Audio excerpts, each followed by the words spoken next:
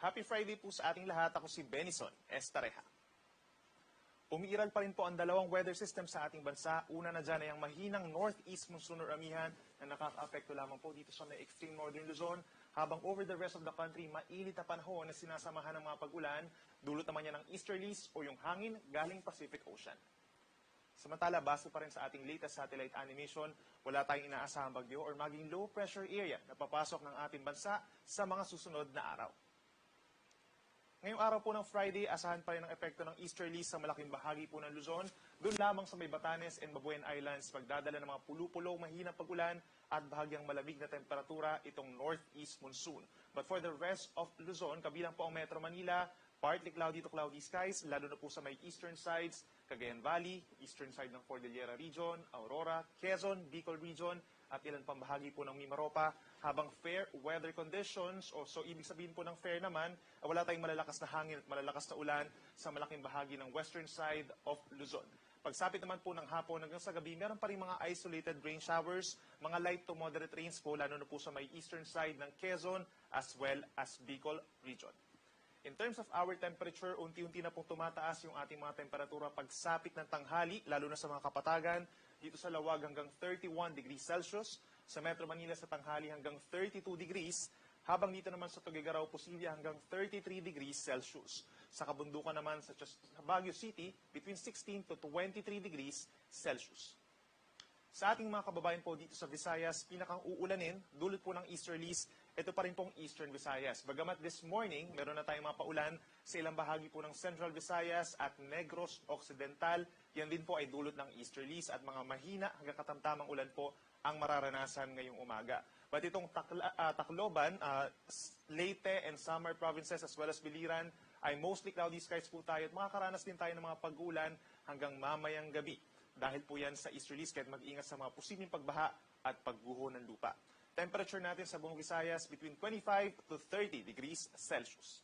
At sa ating mga kababayan naman po dito sa Mindanao, pinaka-apektado pa rin ang mga pag-ulan dulot ng easterlies ang Caraga region. Mga light to moderate rains din po ito. And as early as this morning, meron din po tayong nararanasan mga pag-ulan sa malaking bahagi po ng Northern Mindanao at Zamboanga del Norte. Ito po ay dulot pa rin ng easterlies.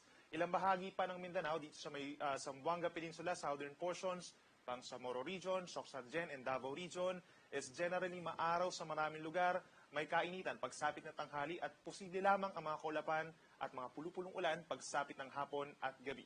At dito rin po sa may southern Mindanao, sa mga syudad, makakaranas ng pinakamaiinit na temperatura, kagaya na lamang sa may Davao City hanggang 33 degrees Celsius, at dito pa rin sa may Gensan, Cotabato City, and Zamboanga City, possible yung between 34 to 35 degrees Celsius pagsapit ng tanghali.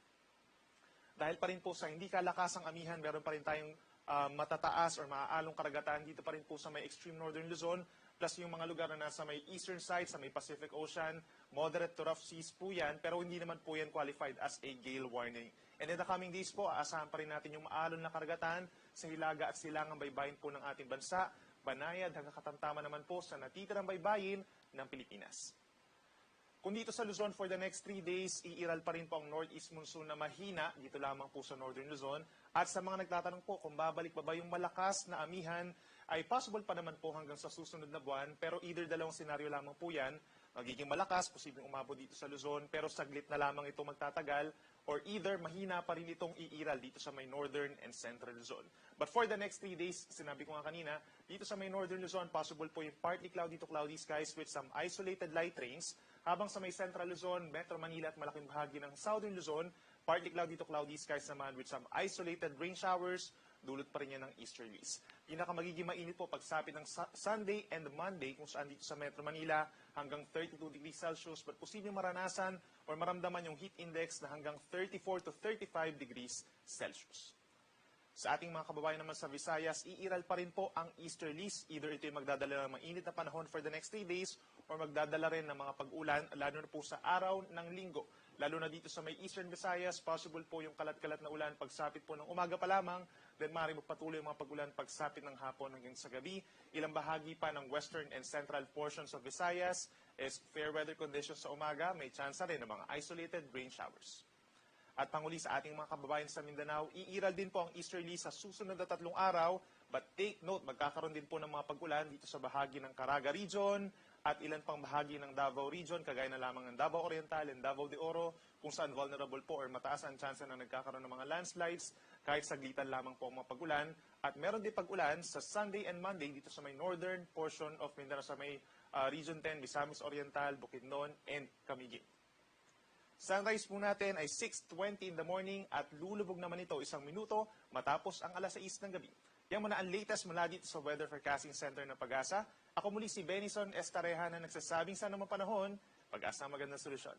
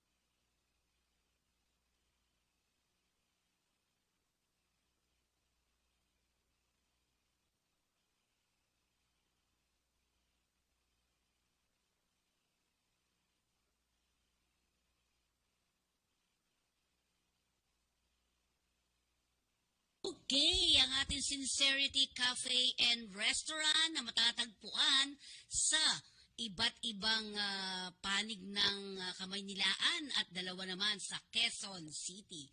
Ang ating mga telephone number ay 8241-9990 and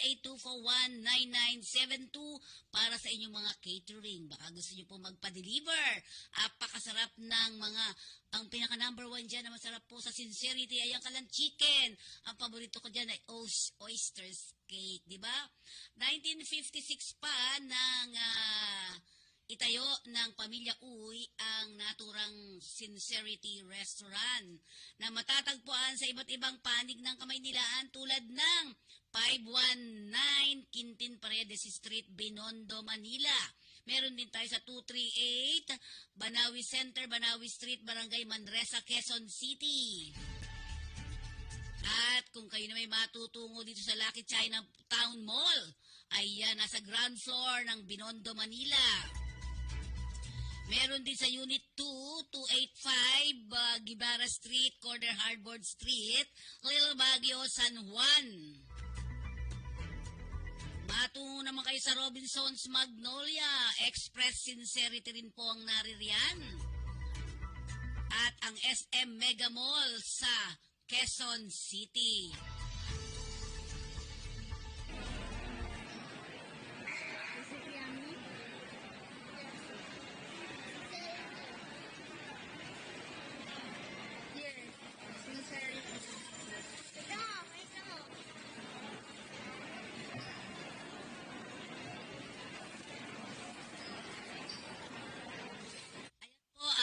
Family Pack ang inyong absolute pure distilled drinking water. I love this water.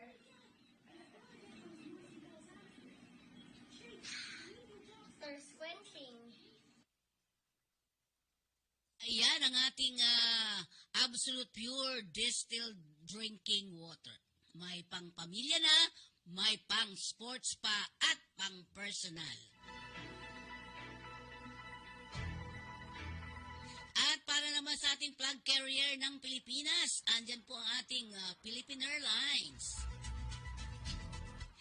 Ayan, gustong-gusto pong sakyan yan ang ating mga elderly kasi safe ka na, safe and sound sa pagsakay at pagbaba ng ating flag carrier. Walang iba kundi ang ating Philippine Airlines.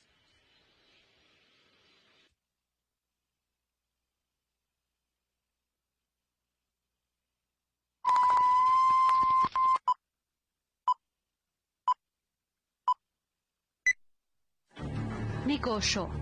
Yan ang tingin ng mga kriminal at sindikato ng human trafficking sa mga taong gustong makawala sa kahirapan.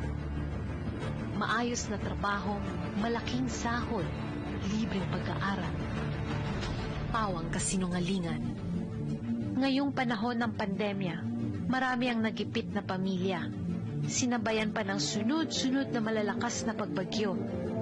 Ilan sa ating mga kabarangay walang-wala at desperado. Dito namamayagpag ang mga sindikato. Tutulong di umano, magbibigay ng trabaho, yun pala, ikukulong, aalilain, aabusoy ng paulit-ulit, gagamitin sa krimen. Ang pinakamapait, may mga kaso pa na mismong kamag-anak o kaya'y sariling magulang pa ang nambibiktima sa kanilang mga anak. Walang sino man ang dapat makaranas ng pagdulusang ito. Papayag ka bang may mabibiktima pa sa ating mahal sa buhay? Tayong mga nasa barangay, dapat parating mapagmatyak, mapanuri at matalino upang hindi mapasukan ng mga kawatan at sindikato ang ating komunidad at ma-rescue ang nangangailangan ng saklolo. Ano ba ang dapat gawin? Una, siguraduhing mayroong maayos na mekanismo at budget upang pigilan ang human trafficking at alagaan ng mga biktima nito. Kumpleto na ba ang setup ng Barangay Vow Desk at Barangay Council for the Protection of Children? May kumpletong listahan ng residente lalo ng kababaihan at kabataan? May situationer na ba sa kababaihan at mga kabataan? May ordinansa na ba para labanan ang TIP? May hotline at social media accounts na ba ang barangay para sa sumbong ng taong bayan? Ikalawa, humanap ng kakampi. Ipakalat ang impormasyon para pigilan ang TIP. Nagsagawa na ba ng advocacy campaign sa mga CSOs, faith-based organizations, samahan ng mga kababaihan at kabataan, purok leaders, mga magulang o guardians, volunteers, at iba pa para maging kaisa laban sa TIP? May regular information drive na ba sa komunidad para mapigilan ang illegal na recruitment at TIP? Ikatlo, bantayan ang mga sumusunod na senyales ng human trafficking sa komunidad. Nakatira sa amo na ubod ng higpit, kalunos-lunos at siksikan ng tirahan. Ipinagbabawal ang pagkausap sa iba o di kaya'y scripted ang mga sagot. May takot sa muka o kaya'y marka ng pisikal na pang-aabuso. Wala o napakaliit ang sahod. Minor de edad na pinagtatrabaho o nasa prostitusyon. May kasamang iba-ibang bata na hindi naman kaanak. May nagbabahay-bahay na nangangako ng malaking halaga o sahod. Sunod-sunod ang pag-claim ng pera mula sa remittance centers. Kahit pa dumaraan tayo sa matinding pagsubok, dala ng pandemya, mga sakuna o kaguluhan, walang magiging puwang para sa mga human traffickers kung handa at tulong-tulong ang bawat komunidad. Pangunahan nating mga nasa barangay sa ating unang makita ang malasakit at pagpapahalaga sa karapatan ng ating kapwa, lalo na ang kababaihan at kabataan. Tulungan at gabayan sa pagbangon ang mga nawalan ng hanap buhay at pag-asa. Sa ganitong paraan na ipapakita natin na bawat buhay, bata man o matanda, o kahit may kapansanan, mahalaga. Hindi tamang inegosyo ang ating kapwa-tao. Wakasan na ang trafficking in person.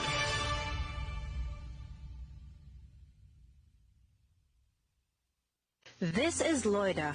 Loida came from a poor family in the province. To help her family, she agreed to take on a job as a waitress in Manila from a shady recruiter. Upon her arrival, however, instead of waitressing, she was forced to do sex acts against her will. Loida is a victim of sex trafficking, exploited with very little pay, unable to go back home due to debt and threats. This is an example of human trafficking. Sex trafficking is just one of the many forms of human trafficking. Human trafficking is illegal and is a grave violation of human rights. Over 1,000 Filipinos get trafficked every year for various purposes, holding them against their will. Loida is just one of those many victims of human trafficking in our country. Loida could be your daughter, sister, or friend. Make your move and report to the Interagency Council Against Trafficking, or IACAT, to your local government, or to any government agency for any trafficking incidents, or dial 1343. Save Loida. Save a victim. Stop human trafficking. Ang human trafficking ay isang makabagong paraan ng pang-aalipin. Ito ay paglabag sa dignidad ng tao. Ito ay isang krimen. Ang human trafficking ay ang pagkuha at paglilipat ng tao sa pamamagitan ng dahas at panglilinlang upang pagsamantalahan sa paraang prostitusyon, pornografiya at iba pang uri ng sexual na pananamantala, pang-aalipin o sapilitang paninilbihan, mail order bride o pag-aalok ng kasal sa isang dayuhan at ng Filipina na may kapalit na bayan, pagtanggal at pagbebenta ng mga bahagi ng katawan, pagkuha at paggamit ng bata para sa iligal na gawain, kabilang ang pagsali sa mga armadong pakikibaka o pag-aampon ng bata upang sila ay pagsamantalahan.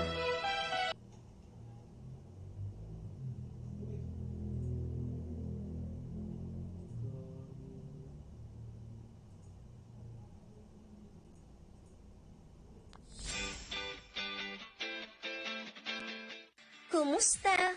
Paalis ka na ba? Kung paalis ka na kabayan, siguraduhin mo ang iyong kontrata. Tandaan mo, kontrata ang importante sa lahat. Ano nga ba ang kontrata? Ang kontrata ay kasunduan ng OFW, ng employer at ng ahensya. Ito ay pinipirmahan ng OFW at ng iligal na kinatawan ng ahensya bilang patunay na sila ay nagkakasundo sa nakasaad sa kontrata na may kinalaman sa pagtatrabaho ng OFW sa magiging employer nito. Bakit mahalaga na may kontrata? Ang kontrata ay isang proteksyon ng mga OFW dahil nakasaad dito ang kanilang mga karapatan, katungkulan, kalagayan ng pagtatrabahuhan, termino ng kontrata at benepisyo ng OFW. Ang di pagsunod sa kontrata ng sinumang partido ay isang paglabag sa batas at maaaring batayan ng paghabla ng kaso.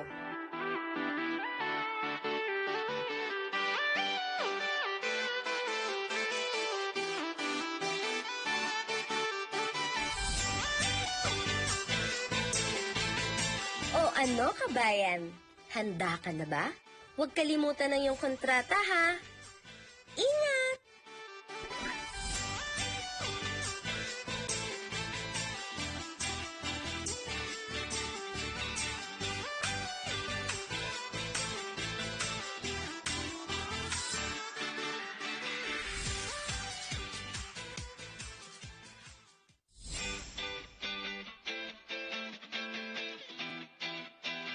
Ano nga ba ang RA 10022 o Migrant Workers and Overseas Filipinos Act of 1995? Ito ay batas na nakatuon sa proteksyon at pagsulong ng kapakanan ng ating mga kababayang OFW. Bakit nga ba mahalagang malaman ng bawat manggagawang OFW ang mga ito? Dahil ito ay makakatulong upang malaman ang mga karapatan bilang isang manggagawa tulad na lamang ng mga sumusunod. Pagbabawal sa paniningil sa mga manggagawa ng illegal recruitment fees at iba pang panggastos. Malayang paghahanap ng trabaho at paghahanap ng mapapasukang hanap buhay. Karapatan sa laban panghimasok sa pansariling pananahimik. Karapatan sa pamamahinga at paglilibang. Confidentiality at pangangalaga sa mga personal na datos at impormasyon ng manggagawa. Alamin ang iyong bansang pupuntahan at pagtatrabahuhan. Karapatan sa diskriminasyon, malayang pagpupulong at pagsama-sama. Kaya kung ikaw ay may katanungan at nais na ireklamo tungkol sa iyong karapatan, maaaring dumulog sa tanggapan ng ahensya sa mga sumusunod.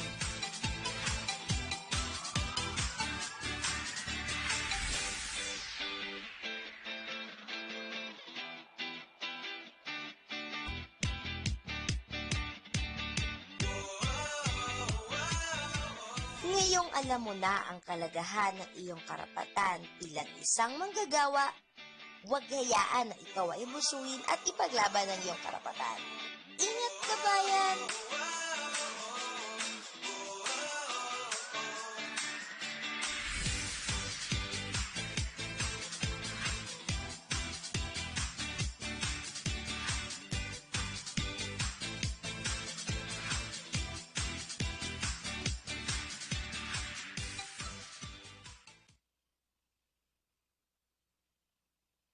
Nagsimula sa isang pangarap. Ika'y tutulungang ibahin ang buhay na nakasanayan. 24 months ka na sa pag-ibig. Panghulog na ako sa motor. Bagong motor.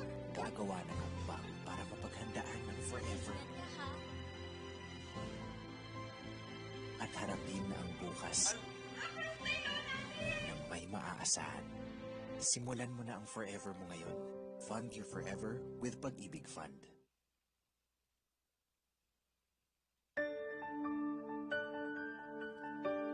Paano nga ba magmahal?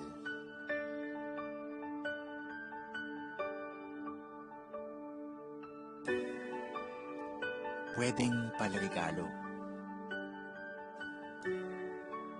Pwedeng tumutula. Pwedeng nanunuyo.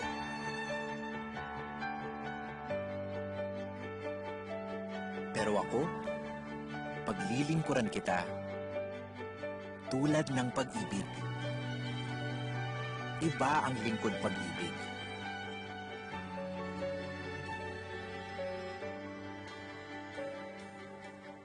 Tanggap ang lahat. Walang judgment. Kinahahalagahan ka. Maalaga din. Just like me. Laging handa. Honest. Walang tinatago. At walang kwento o tanong na palalampasin.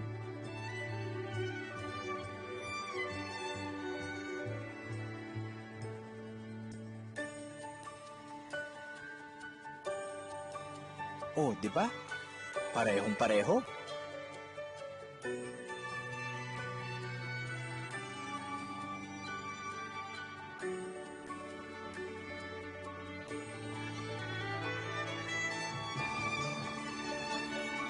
Ganyan ang lingkod pag-ibig.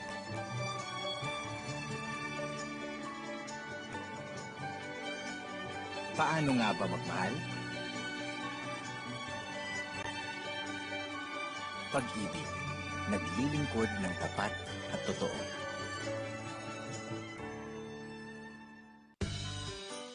Sa ngalan ng pag-ibig,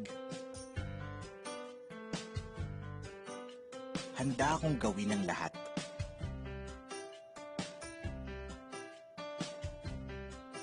Handa akong ibigay ang lahat. Mapadama lang ang tunay na pag-ibig sa'yo. Kaya sa ngalan ng pag-ibig, tutuparin ko ang ating pangarap.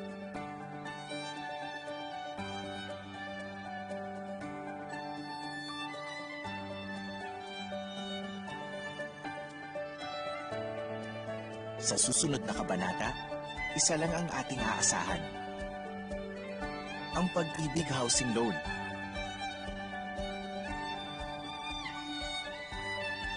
Ano man ang ating pangangailangan,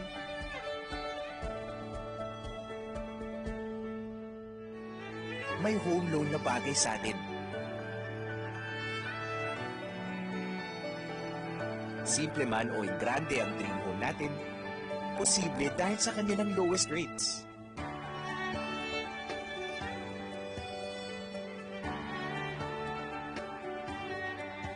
Pangmatagalan ang ating samahan dahil hanggang 30 years ang payment terms. Pasok sa kaya nating bayaran.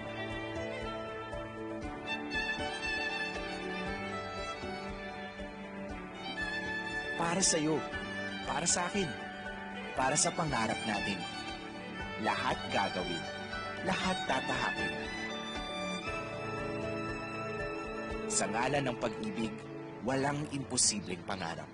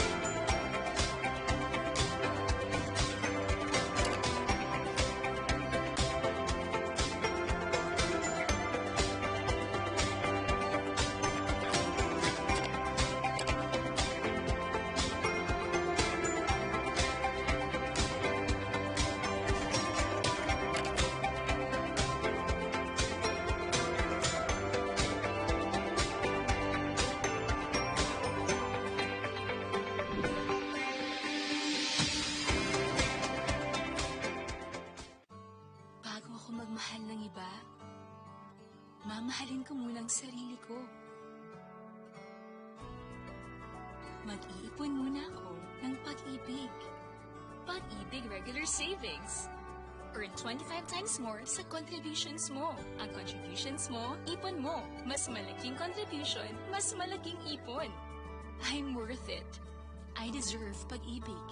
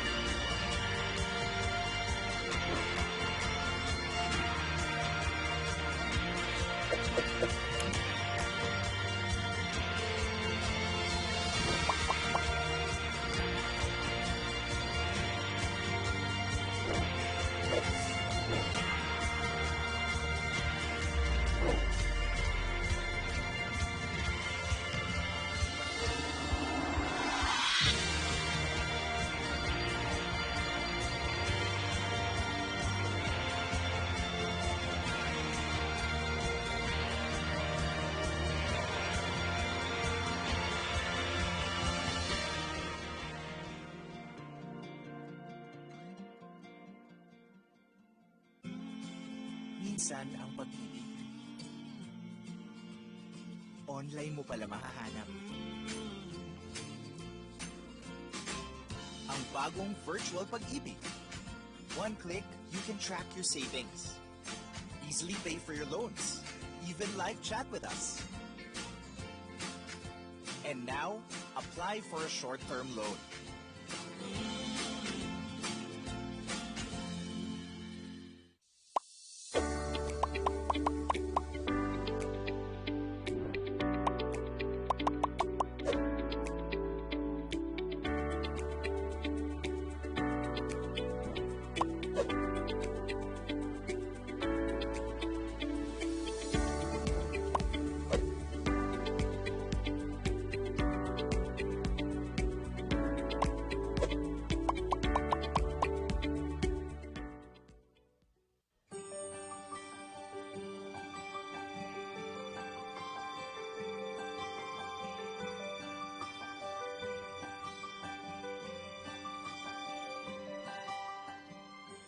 Bawat isa sa atin ay nagnanais ng magandang buhay para sa ating pamilya.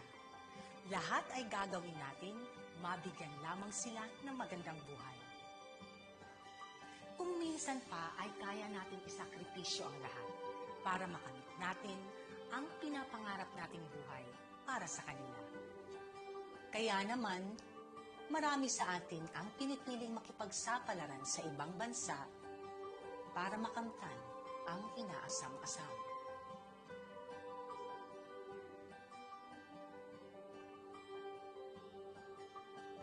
Malungkot man ang mawalay sa kanila, isasakripisyo na natin ang sariling kaligayahan. Ngunit ang hindi alintana ng mga OFWs ay ang mga pangalan. Isang magandang araw po sa inyong lahat. Ako po si SK Chairman Isaac Bri, SK Chairman ng Barangay 178. Nakipag-ugnayan po kami Magandang araw po sa ating lahat. Ako si Dan Reyes po, mula po sa HF Dubai Community Center po. Ngayong araw ay pinagdidiwan po natin ang February 13, ang International Day na sineselebrate natin ngayong araw. Ito rin ay bigay ng awareness. Ayun, magandang umaga po. Ako po si Rosemary Dolor, isa po sa SK Kagawad ng Barangay 178. Ako rin po ang hahawak sa Health and Sanitation Committee. So, ang event na nagaganap ngayon ay Kailangan ma-aware po ang mga teenager o yung mga kabataan about sa HIV and also prevention sa HIV and teenage pregnancy. Mahalaga po bilang kabataan at bilang leader na mabigyan sila ng sapat na kaalaman at dahil dito sa International Day ay namimigay ang AHF at ang gabay ng libreng kondom at lubricant. At hindi po kami magsasawa ang sangguniang kabataan na sumuporta sa mga ganitong programa na makakatulong sa kapwa ko kabataan. Muli, maraming salamat po. Ako po si Isaac. magandang araw po sa ating lahat. Ako si Ngayong araw ay pinagdidiwan po natin ang International Condom Day. Katuwang po natin ang AHF Philippines po para po sa pagbibigay po ng HIV awareness. Condom Day po, ito po sa mga bayan po ng Barangay 178 sa bayan po ng Caloocan. Muli po, kami po ay nandito at inaanyahan po lahat po ng mamamayan ng Caloocan po para po at least pakiisa sa ating International Condom Day. Mahalaga po ang pagkakaroon po ng self-love po sa atin po para po maproteksyonan po natin ang bawat isa po sa pagtaas po ng bilang ng HIV cases dito po sa Pilipinas. Yun naman po, maraming salamat po. Sir Dan, gaano kahalaga ito sa ating mga kabataan at sa ating mga ating mag-asawa? Po, siguro magpabilang, pero sa estimate ko siguro mga 50 ang bahay. Proteksyon para sa HIV. Opo. Mahalaga po ito na palaganatin natin o yung tinatawag po namin, i-normalize po natin yung paggamit po ng condom and lubricant po para po mabawasan. Okay. Pagkakita po natin yung pagtakas po ng HIV cases. Dinidemolish po yung building. Mabisang access, paraan, upang pong mabawasan po lahat po ng mga iba pa pong mga STD or sexual transmission disease. Sa ngayon po, grabe pa rin talaga ang usok. Oy, layo na. Maraming salamat po, Sir Dan, dito po sa 178, Barangay 178, Caloocan City. Ayun, magandang umaga po. Ako po si Rosemary Dolor, isa po sa SK Kagawad ng Barangay 178. Ako rin po ang hahawak sa Health and Sanitation Committee. So, ang event na nagaganap ngayon ay parte po or sakop ng aking committee. As a youth myself po,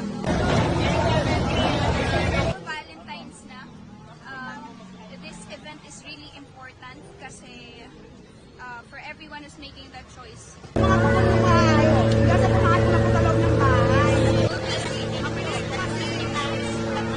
During those times. So, ano nga po ba ang kahalagahan ng Gitna na yon.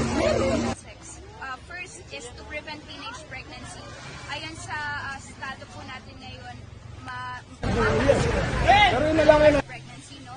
And nagre-result din to sa pagtaas lalo ng kahirapan or poverty rate sa Pilipinas. So nandito po tayo. Mababawasan or mapaprevent natin yung further teenage pregnancy rate pa na nangyayari dito sa Philippines. Also, yung STI, yung sexually transmitted infection, sexually transmitted diseases such as wala pang gamot. So, hanggang maaari, we want to prevent kasi nga, prevention is better than cure. So, it's better to be safe than to deal with those kind of diseases. That's why mahalaga po talaga na gumamit ng safe and protected sex. Thank you.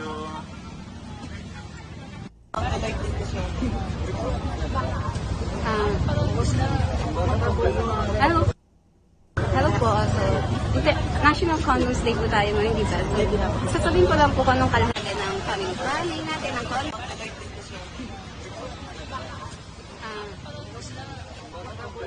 Hello po. National Condoms Day po tayo ngayon, di ba? Sasabihin ko lang po kung anong kalahati ng family planning natin, ng condom. Para po maplano natin, hindi lang bata lang iyan natin sa isang pamilya.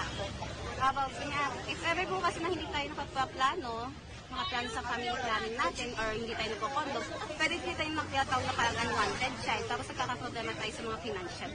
So, mas mahalaga po talaga meron tayong condom savings. Tsaka abot sa mga if ever may mga partner tayo na mga parang hindi pa nare-test like sa mga HIV test, pwede tayo mahawa sa kanila kung hindi na yung gumagamit ng condom.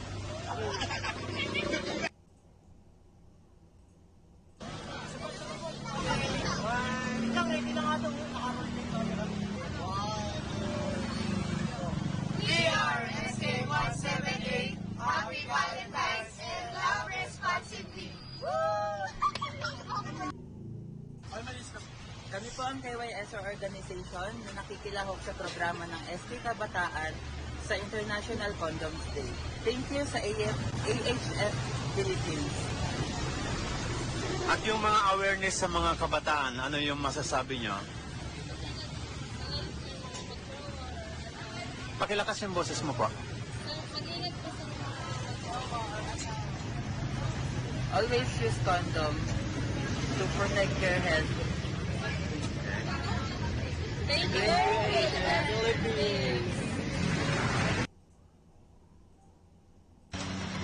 Sa ngayon po, nandito na po halos lahat po ng bombero sa buong Manila. Nandito po at inaabula pa rin. So until now, umuusok pa rin naman yung pinangyarihan ng sunog. Pero kontrolado na po ng ating mga taga Bureau of Fire Protection. Ayan. So, inshallah, magiging fire out na po yan. Pero ngayon po, umuusok pa rin po ng konti. Ayan.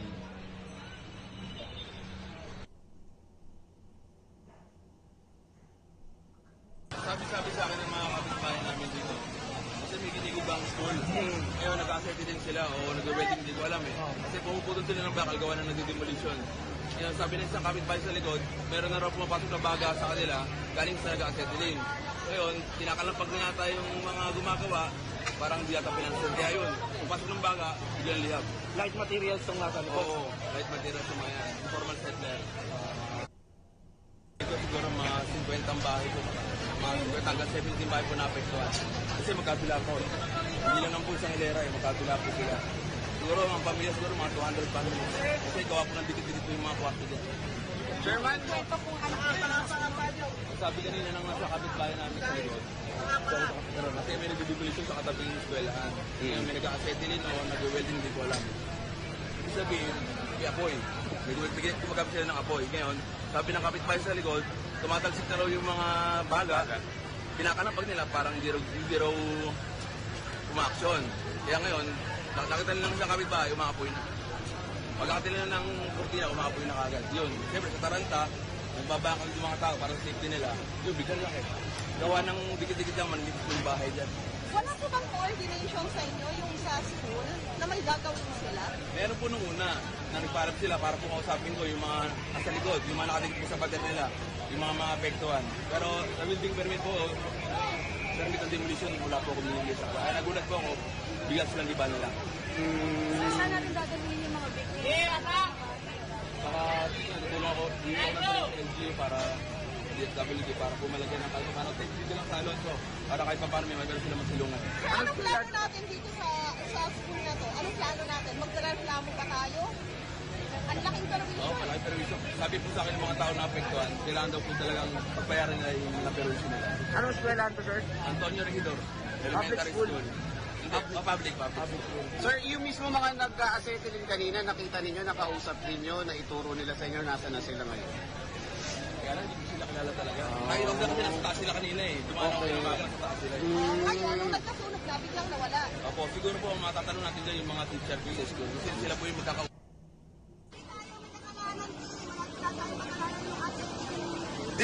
Dinidemolish po yung building. So gumagamit sila ng acetylene at saka ano. Nung naputol yung bakal, siyempre, pagka kinatating mo kasi yan, bababa at bababa yung ano yan. Malalaglag yung apoy. Hanggang ilalim. Importante, nandito pa tayo. Opo. Okay. Yes po. Importante lahat ng tao po nakatira doon, nasa labas. So, nalaman na ngayon yung ating cause ng pagsunog kasi itong building po na ito is dinidemolish. Ayan po yung building na yan na dinidemolish. Ayan. So gumagamit po sila ng acetylene at saka pangkating doon sa mga bakal.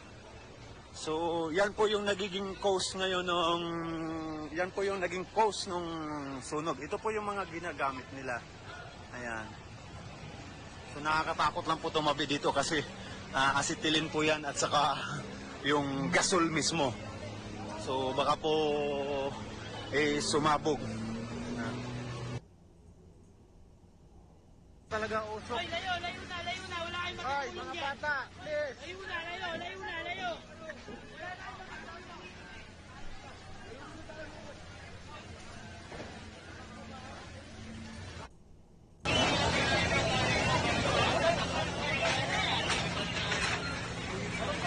Ayan po yung sunog na dito sa Forgoso, Metro Manila. Dito po sa squatter area, dito sa tabi ng barangay. Ayan. So sa ngayon po, napakarami na po. Nandito na po lahat ng ating mga bumbero na sila pong mga nag-aapula ng ating ng sunog. So sa ngayon, konti na lang, makiklear na po nila yung kanilang sunog dito sa area na to ng Forgoso. Ayan. Dapat may maske. So ayon sa mga residente, nagsimula daw po ito sa bandang gitna, ayon dito sa ating mga natanungan ng mga residente.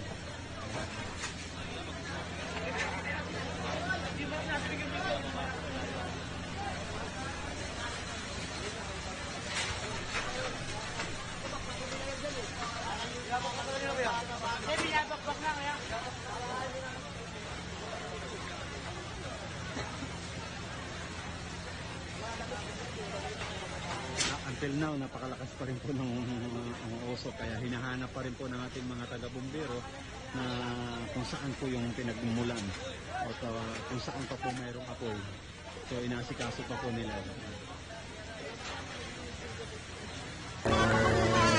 Kasi po mga pinapagalaw ng bahay.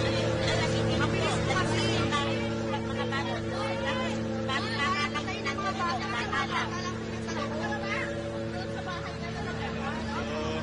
Nagkwento po rito yung isa sa nakatira doon sa bahay. Ayan po, naka-cover po yung ating mga taga-media. At nagkwento nga po siya na sabi ng ating nakapanayam, wala naman pong nadamay na tao at nakalabas naman po lahat. At sa ngayon po, yung mga gamit lang po nila at yung ibang alagang aso o alagang hayop. Yun lang po yung mga naiwan ngayon doon. Sana kahit magpapagdukan lang na nasalba ko. Wala po kayo na isalba. Wala pamilya niyo, nanay. Kapatid na po ako eh. Sa pamilya niyo po. Kahit anong gamit, wala po kayo. Wala po makakit sa gamit. Yung pansukat lang dito po, magawa ng negative. Grabe talaga yung pera natin. Kailangan po pa doon sa pagsusulit ko. Sabi ng sabi, hindi papasok. Mami, ano po? Mami, ano po ba?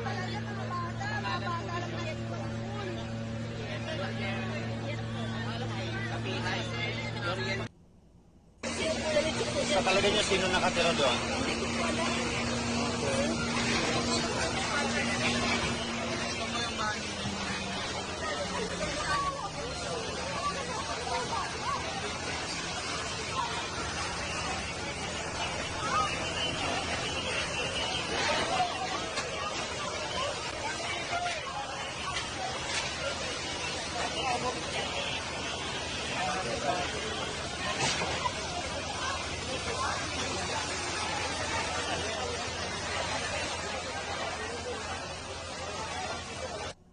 Pero yung lalaki na yung loob niyan, yan.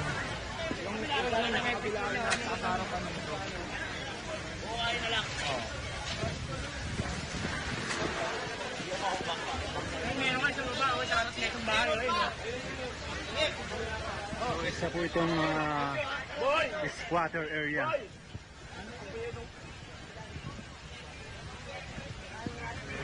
So, ayan po yung nagusunog until now. So, napakalakas pa rin po ng apoy, napakalakas pa rin ng usok, at kasalukuyan pa rin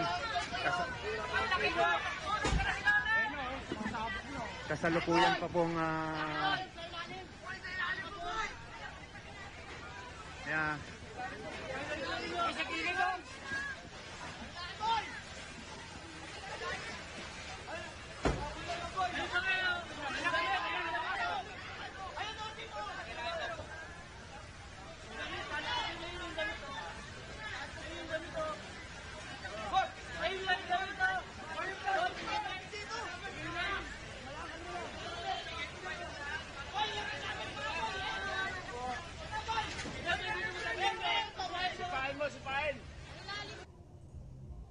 Sa Porgoso Street, Barangay 330.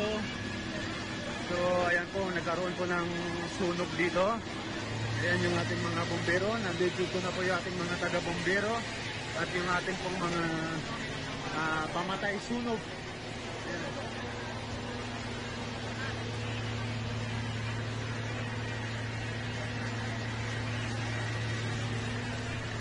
Sa media po,